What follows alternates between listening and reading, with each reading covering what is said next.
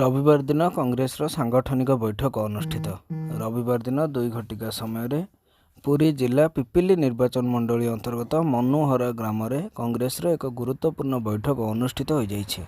यह बैठक में जोग देइथिले प्रदेश कांग्रेस कमिटीर राष्ट्रीय मुखपात्र निशिकांत मिश्र। आसंता निर्वाचन को आखि आगे रखी यह बैठक करा जाइथिबा नै सूचना हस्तगत होइछि। रविवार दिन कांग्रेसर सांगठनिक बैठक अनुष्ठित।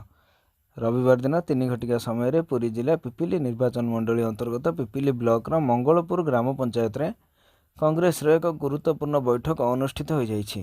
यह बैठक में जोग देइथिले प्रदेश कांग्रेस कमिटीर राष्ट्रीय मुखपात्र निशिकांत मिश्र। आसंता निर्वाचन को आखि आगे रखी यह बैठक करा जाइथिबा सूचना हस्तगत होइछि। दिल्ली ठारे आयोजित बीजेपी राज्य अधिकारिणी बैठक में जोगदेले आश्रित पट्टनायक।